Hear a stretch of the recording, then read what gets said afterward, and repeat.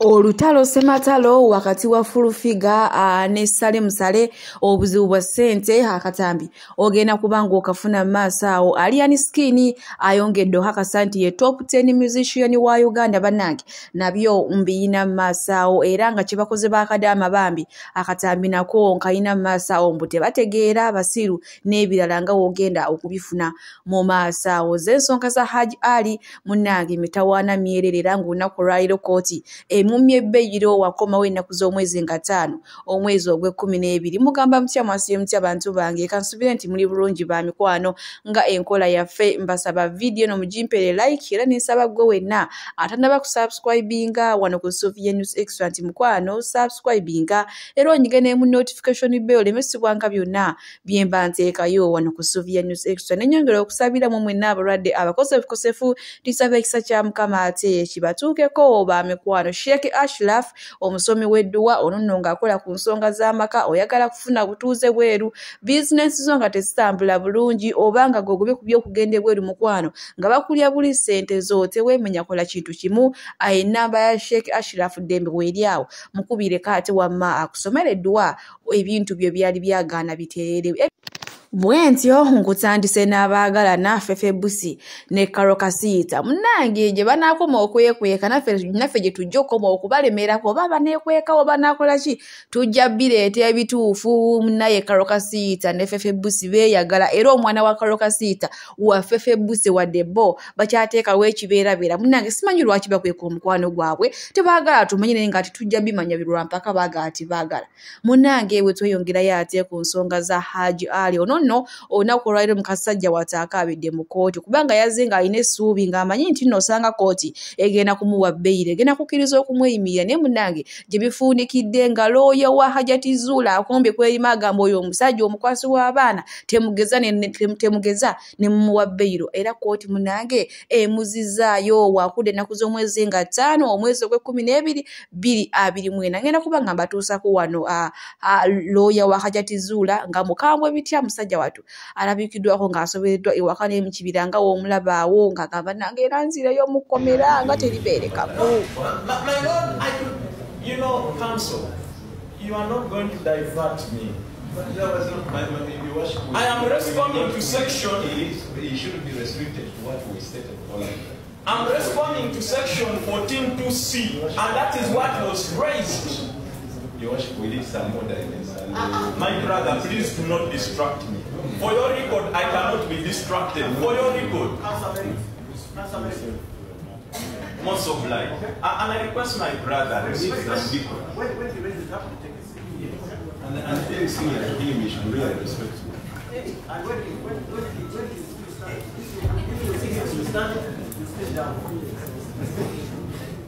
So my brother,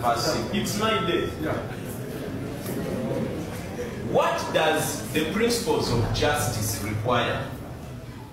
What do the principles of equity require? What do the principles of good conscience require? Under the instant case, where even the registrar wants to receive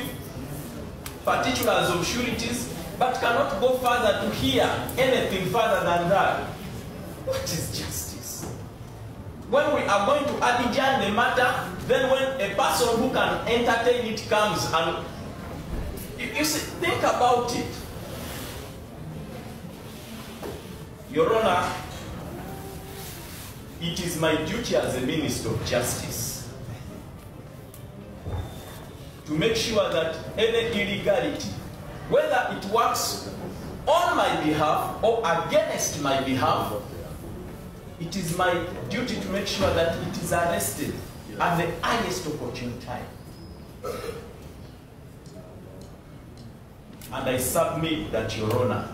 the best that this court right now can do is either adjourn this matter till a judicial officer that is authorized appears to handle, or Your Honor, seek supervisory intervention to have this matter reallocated before any other judge today, and we have this matter disposed of today.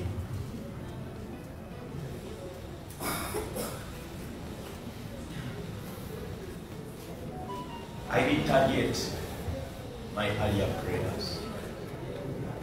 Looya wa Hajati Zula ate munange bw'atyo akombye kwerimu agamba nedda ono omuzi w'omusanga akwata abaana abato mumuzeeyo tewali Beiro era gye bifundikidde nga Beiro Haji emumiddwa nenga era ne looya wa Haji Ali naye muyina maaso wano awo omwami Muhammad Nsereko ng'ate naye ayinako ebimu by'atunnyonnyola na lwaki munange Haji bamumye Beiro.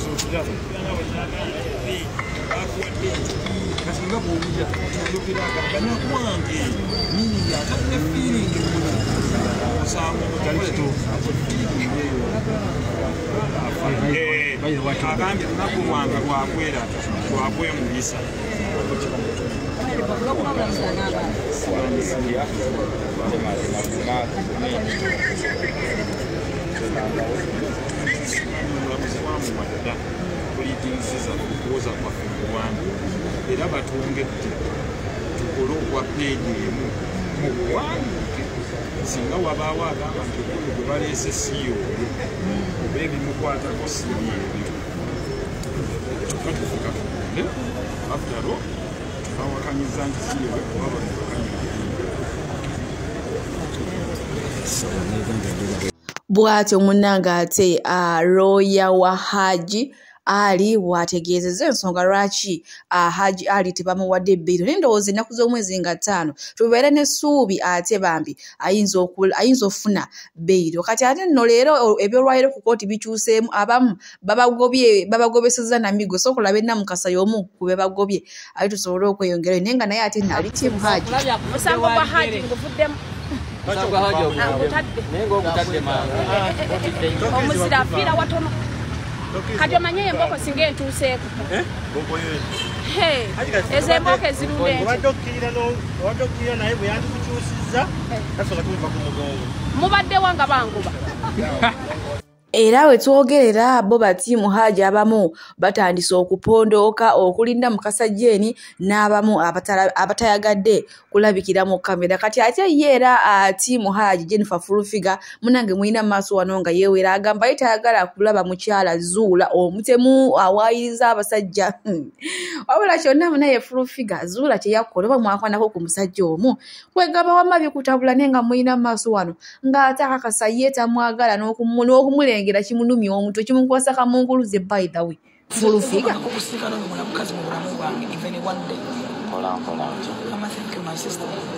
simwegomba musinkana even olunaku olumu oyo omukazi Swaitani regime ya Haji segomba kulira bamubulamu era najjaawo nga simanyi nti bwali regime walumbezaayo Swaitani amalala ago amakadde simwegomba nga okumusinkana wadde olunaku olumu mu bulamu bwange. Kakati nze wanajja wanakiwala nali ndeese mwana wawe naleta mwana naleeta omwana wa Haji gwe baalaga mu mawulire musabire nga tagenda kukola nsinzafo kitabe bamusibire nansaba Honorable Nakiwala amuyambeko ku school fees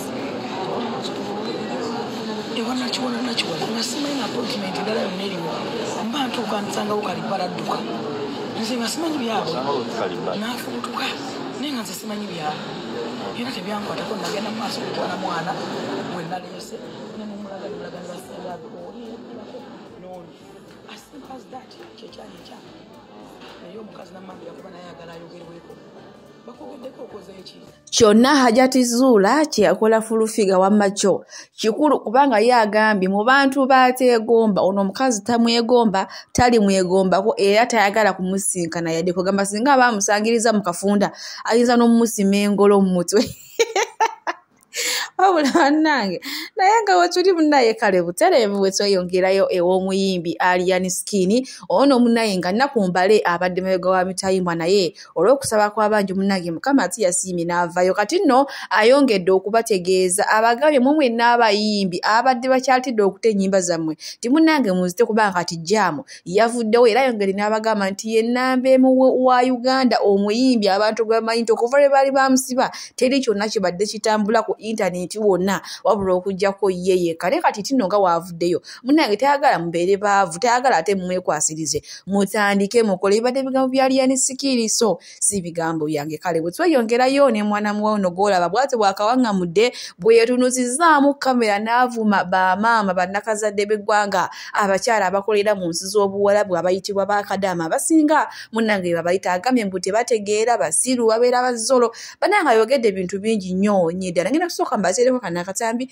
nammwe ate mwerabireko nenze ovuma omukyala yeewayo n'alabirira abaana bakadaama bakoze nati betumanya batategeera nnyo nze bwekimanyi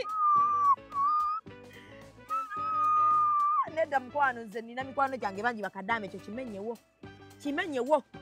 saksi togenda kumenyesaawo bigambo nze bwenkimanyi buli muntu abeera abasinga bakadaama mikwano gyange nnyabo sebo oba nati mikwano oyinza mulimu naye toyinza kugamba nti bonna kale mulimu abatategeera sina mpisa mbi mulimu abatategeera nga tategeera kinene nati empisa embi n'obutategeera byanjawulo omuntu empisa embi nze nyiza okubanga twogera ku bantu neeyisa y'abawala basireya nanti kadaama giddemu nanti kati obwakadaama ne sireya byawukana kati kadaama gidde sinategeera ayingiriddemu bakunyiizizza tebanyiizizza ayingiddemu ngambye nti abawala abamu waneno bwe batyo munanga ate bakyala batu bakadaama babayisizaamu eggaali mbu tebategeera naye wamanzi bakadaama bemmanyi bategeera kuba teri muntu abeera mu nsi ey'omuwalabu nga totegeera olina okubaako otegeera nnyo kati ndowooza mwana muwala ono kyayogerako takitegeera nze ndi ku sayidi y'abakadaama sibavaako sisobola kubavaako abakyala abo bazira nnyo nnyini ddala abakyala abakozi abakyala abayiwayo omubiri ne bagira ne bakolera famire zaabwe nga gwe bwogamba bute bategeera banange olulimu tuba twogera tusookenga kwebuuza ate kusenga w'omutima munnange mukyala Rape bindeeba avuddeyo n'agamba nti mukole ogwo gw'okumuvuma ennyindo ennene naye naye ng'ayongedde obbajjukiza nti aba balina ennyindo ennene bafumbirwa ne bava ku nzija si bannakyeyombekedde mbu kyokka bano abalina obuyinda obusongovu ab'amabina simanyi abakinga kale nga we mujja mu muvuma munnange mwe muli mu kweyombekera mukwana basajja b'abandi muli simanya kutugabane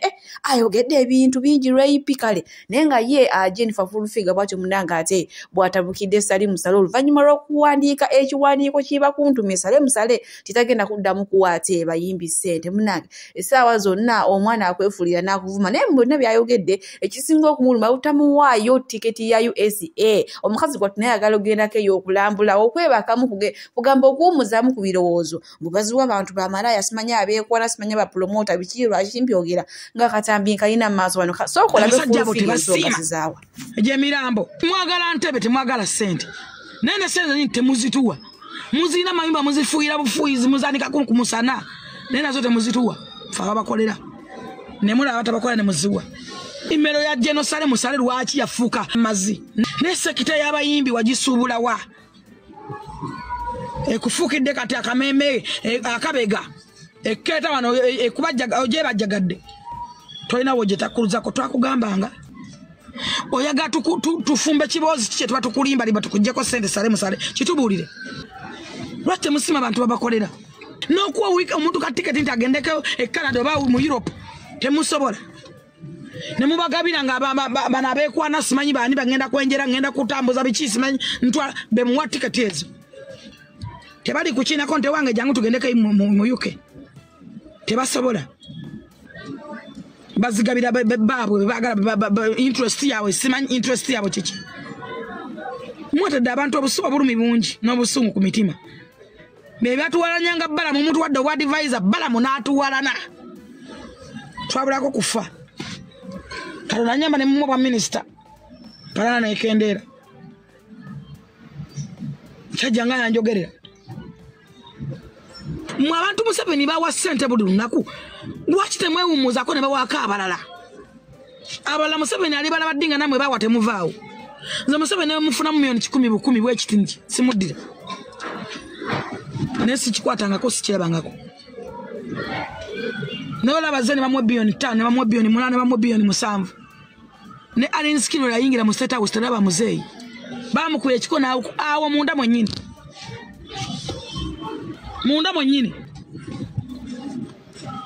TV yabo jingeringa je yaguza government tasobola kwogera kuba talina wabagamba ate nga nobulanga abukola kubwerere temuli balungi kimala eri bantu balungi bammwe abantu muyiga okusima ku bantu nga bakyali balamu muyiga okusima ku bantu abakoledde ebintu ebirungi baba babeereddewo muyiga okusima ku bantu otherwise n'ensi tekungulwa tewali agenda nayo wetuli wano abantu baleka ne business aba baba hotelo ne bajja eggulu ne bebaka eggulu oli naleka hotelo namba n'amala omuyezi ena mu lodge oli nakulimba ekintu kyolabako mbu awonya simanyako essaawa zonna omwana we akwefuulira n'akuyisaamu eggaali anti buli gyamuyita dadi mayidadi biki naye leero nno ndowooza obwa dadi abutadde ku bbali agambye kimala kansooke nkuwe nja kudda ate oluvannyuma neetonde wabula bannange omanyi bagamba gayita abalungi abatuwuliriza era abatulaba olunaku olwaleero tukyaddeko ewa Sheikh Ashraf Dembe sebo sanyusa okubalaba amannya agange yeze Sheikh Ashraf Dembe akola ku bizibu by'enjawulo omuntu singa balina ebirwadde musomereddwa tunywa amazzi ga lukuya nga bw'obadde ogalaba tugenda abantu ku kyoto ne twokya emizimu emibi egibabaamu n'okulomba edduwa abantu singa abeera ng'ali wano atuuse sobola okumulombera edduwa ne waba atatuuse nga mpadde amannya ge naye ng'ali wala neetaase ennamba yange yeeno eri 0707363711 nammwe bannyinaffe abali ebweru oyagala okuba nti oyagala okulombera ku dduwa ng'olina ebizibu viza zibuze amaka gakolongotana sente zikola zimpita mu ngalo ojja kumpeereza ekifaananyi kyo n'amanyago ebyo byokka bijja kummala nja kukulombera edduwa ojja kutereera olunaku olusembayo mu mwezi mba n'edduwa eyawamu ffenna n'abalwadde bange abakadde n'abapya. Salaamu alaikum warahmatullahi wabarakatuh. Tukyeyongerayo ku nsonga za Fulufiga ng'ate atabukidde Musale era nga bo munanga abamu tebakkirizganyiza na Fulufiga ebintu byogedde kubanga nti si kirungi omuntu okubeera awo nga gw'omanyi tolina ssuubi no lyakwekolerera wabula ng'omanyi kimu kusabiriza kyokka ate nga kusinga oba otudde ne weekolerera ng'oba ogenda kubeera mbulamu obulungi obweyagaza ngenda kubanga mbatuusako wano akatambi era nze mu nzikirize bamikwano mbasiibulire wano omukama abampeere kyonna kintu kino nadde wakukyesonyiwa nneme kyogerako naye kankyogereko. Fulufiga yabadde mu mmotoka ng'atwalira Genosare n'abalala ebintu bino nno mubirabanga ebyosaaga n'abamu ku Fulusi tubeerayo eno nga tubiwagira mwevume olwaki oyinza keera ku makya n'ozimba economy ng'eri best ku bantu kujja kusaba n'otateeka opportunities bantu mwe bateekeddwa kukolera naye nga bateekeddwa kusaba. Olwaleero Fulufiga n'aba ng'akimanyi nti omuyimbi nga Alien Skin okufuna miliyoni 10 omwezi ateekeddwa kubanga azisaba Jeno naye ng'ate alina kali ey'amaanyi alina katalogo ey'amaanyi n'ebintu ebirala byasobola okukola. Lwaki yandibadde asaba? Omuntu nga nze alina product zange zentunda lwaki nandibadde ngenda nsabe? Okitegeera abatukulembera bateekeddwa kutereeza system kuba nti tusobola okuba nga tukola. Olwaleero nze mba neetaaga kintu kimu Uganda erangibwe as a tour destination. Product zentunza bannayuganda zisobola okuba entini naye ate zensobola okuguza abagwira abazze nga nze baguza nga souvenir babeeko kye baddeyo nakyo okuva mu Uganda ate bo bangi. Kati nze lwaki mba nandibadde nneetuuka ku level y'okujja ewuwo okusaba? Kati bw'ontuusa ku level y'okujja ewuwo okusaba kitegeeza ngenda kubanga nkusabiriza paka. Buli wotempowalinga saako y'abantu bakwetoolodde n'oba ng'oyagala bakuwe ne mu family level gyebiri. Olinga mugagga mu family naye ng'ayagala ab'eŋŋanda bajje nga bamusabe. Kati ne lw'ofiiriddwa bo bajja kujja nga bazze kuziikirako naye nga gw'olina obbaweezi bazzaayo.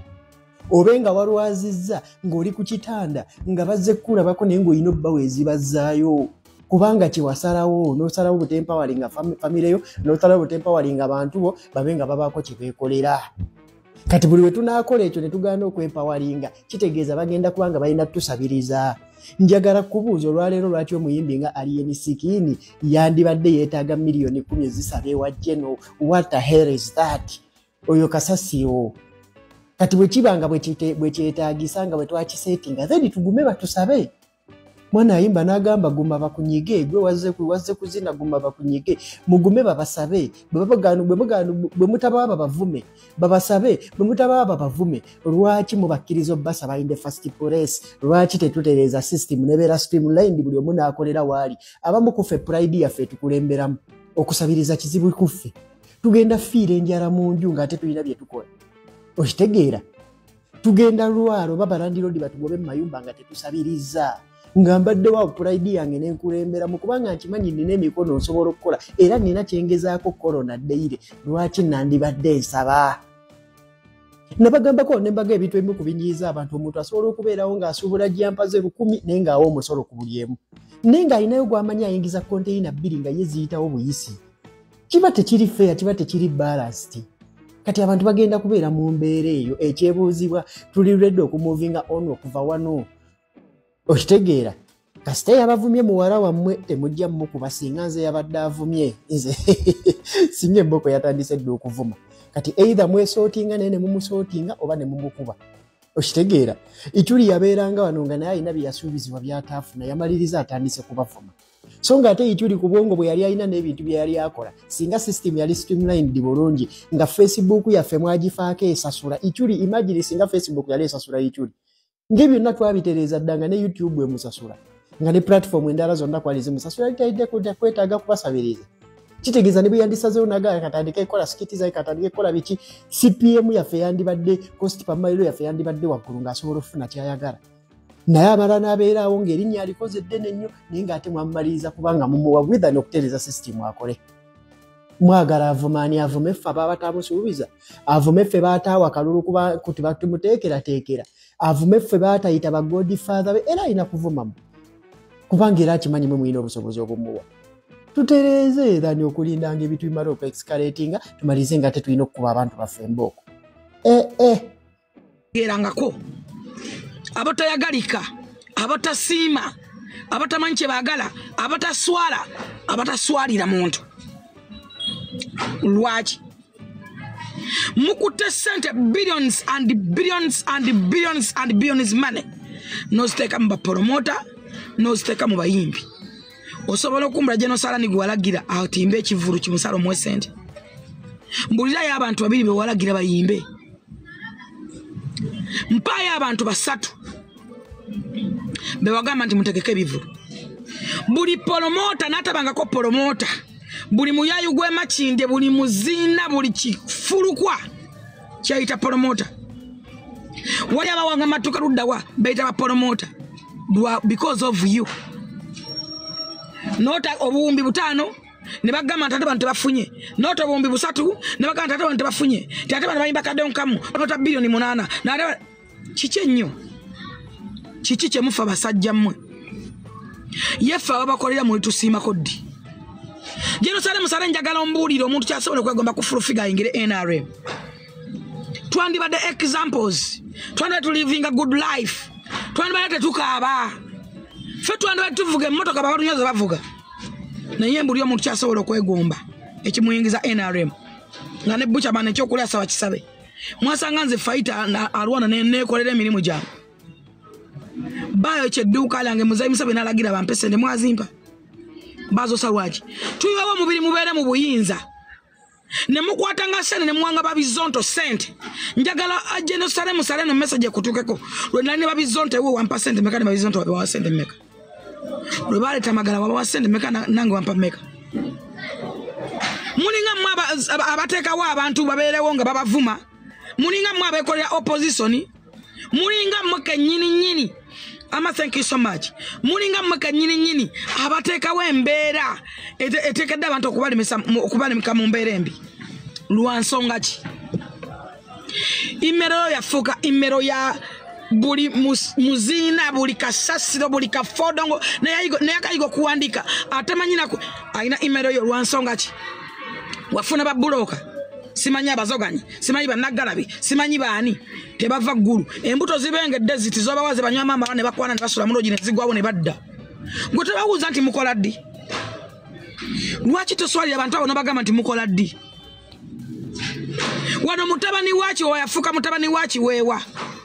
oba wadde sente emirundi n'emirundi ne batuuka n'okukuvuma era nobawa sente lwaki omwana taakuvuma afune sente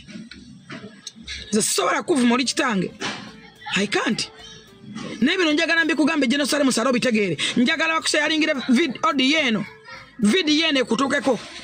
Salemu sare wafuka ekizibu kyo gweke nyini wesira kutone nogamba tone nga bali muko ekyenje kyange bwadde n'aleeta kino ekibinja n'aleeta ekyabakanyama n'aleeta ekyababbi ekyabakuba obutayimbwa n'aleeta ekyabakinga tebabagatta nako naye kyababavuma n'okukwatanga ssente n'obaweeza omudoola ne zigwawo n'obaweeza ki nze neewunya nnyo kubanga babizonto batandika okulaba nga oli kalamojjo.